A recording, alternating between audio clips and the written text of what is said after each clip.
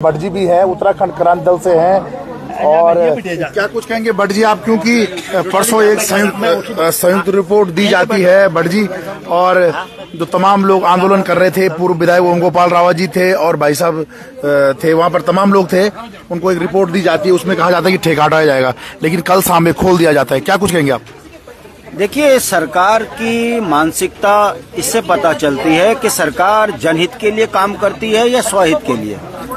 उत्तराखंड में कितने दुर्भाग्य की बात है कि भारतीय जनता पार्टी, जो अपने आप को सनातन धर्म की पार्टी कहती है, और वो ही सनातन धर्म के संस्कारों पर पलीता लगा रही है।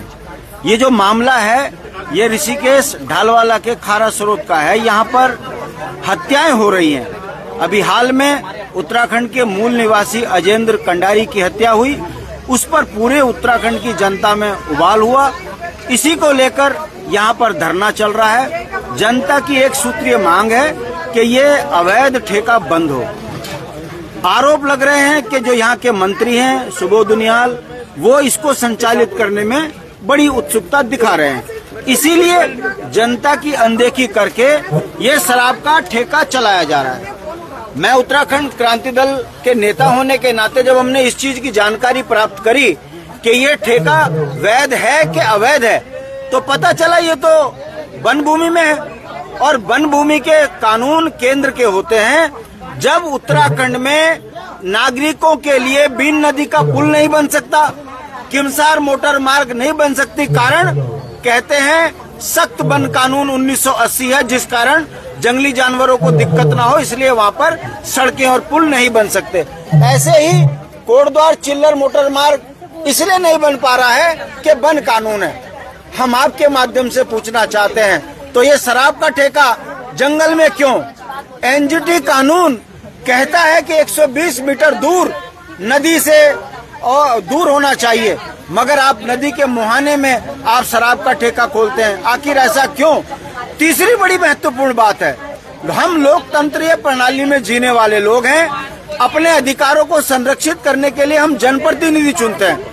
मुझे बड़े दुख के साथ ये कहना पड़ रहा है कि मुनि की रेती की जो हमारी नगरपालिका अध्यक्ष बहन बिजलवान है, वो कह रही है एक चैनल के माध्यम से कि मुझे तो इसके बारे में पता ही नहीं है, न मेरी कोई अनुमति है।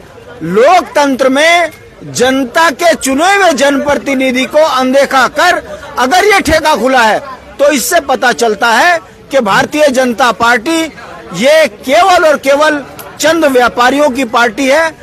राज्य के संसाधनों को बेचकर उत्तराखंड की जनता को शराब के नशे में डुबाकर उत्तराखंड की उत्तराखंडियत को खत्म करने का ये जो प्रयास कर रहे हैं, इससे जन आक्रोश उत्तराखंड में फैल रहा है। देखिए, एक तरफ भाजपा गंगा की बात करती है, स्वच्छता की बात करती है, दूसरी तरफ गंगा के बिल्कुल ऊपर गरुड़ चट्टी में शराब का ठेका खोलती है। एक तरफ भारतीय जनता पार्टी महाकुंभ के नाम पर नौटंकी करती है और कुंभ क्षेत्र के अंदर खारा स्रोत में शराब का ठेका खोलती है।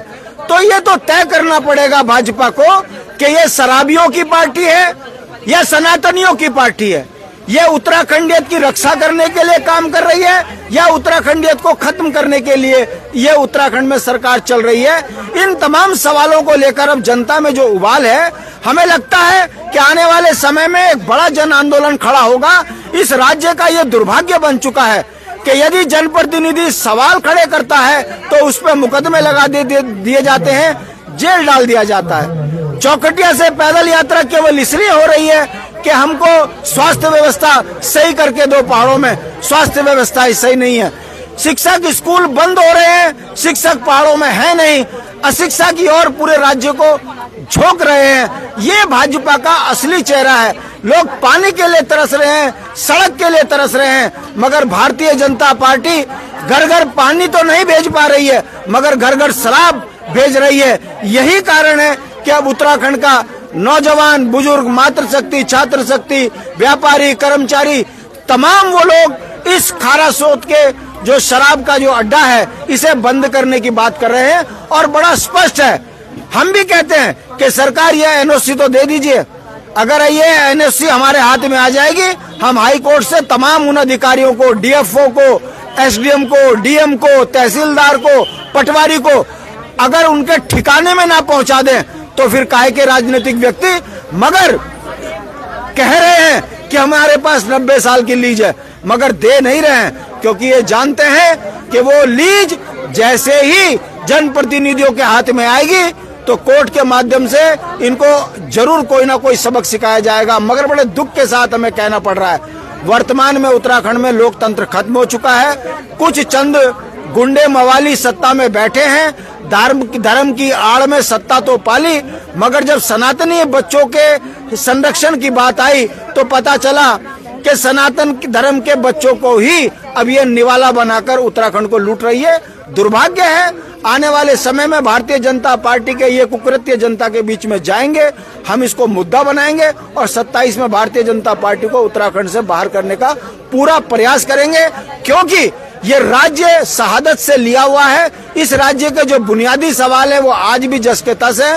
लोग आज भी अपने मौलिक अधिकारों के लिए संघर्ष कर रहे हैं। सड़क, स्वास्थ्य, शिक्षा, बिजली, पानी, रोजगार, स्वरोजगार के लिए पूरे प्रदेश के अंदर 70-75 जगह आंदोलन चल रहे हैं। और भारतीय जनता पार्टी दुर्भाग्यपूर्ण घटना देखिए कि वो रजत जयंती मनाने की बात कर रही है। वो रजत जयंती, एक तरफ धामी जी हजारों करोड़ में अपना मोक्ष चमका रहे हैं, दूसरी तरफ राज्य को 1 लाख करोड़ के कर्ज में डुबा दिया है। हम पूछना चाहते हैं, जब रोजगार आप नहीं दे पा रहे हो, स्वरोजगार आप नहीं दे पा रहे हो, राज्य में अव्यवस्थाएं हैं, तो ये रजत जयंती किस बात की? ये रजत जयंती उत्तराखंड को लूटने की मना रहे हैं। ये रजत जयंती उत्तराखंड में अव्यवस्थाओं के लिए मना रहे हैं। ये रजत जयंती उत्तराखंड को शराबी प्रदेश बनाने में मना रहे हैं। उत्तराखंड के बुनियादी सवालों से इनका कोई लेना देना नहीं है। धामी सरकार आने वाले समय पर कई सवालों से गिरेगी और हमारा विश्वास है बहुत जल्दी जनता का भारतीय जनता पार्टी से मोह भंग होगा। इस धरने में तमाम सामाजिक संगठन यहाँ इकट्ठे हुए हैं। मुझे लगता है राज्य आंदोलन की तर्ज पर सभी एक मुट्ठ और एकजुट होकर पुनः उत्तराखंड को बचाने के लिए एक हो रहे हैं। ये शुभ संकेत है। 27 में दोनों राष्ट्रीय पार्टियों के लिए खतरा होगा। हमारे साथ भंडारी जी भी हैं, बात करने का प्रयास करूंगा। भंडारी जी एक लोक कलाकार भी हैं। भंडारी जी खड़े हो जावा, क्या कुछ कहेंगे भंडारी जी? आप भी लगातार कल से बने हुए हैं, क्या कुछ कहेंगे आप? देखिए, मैं कहना चाहूँगा कि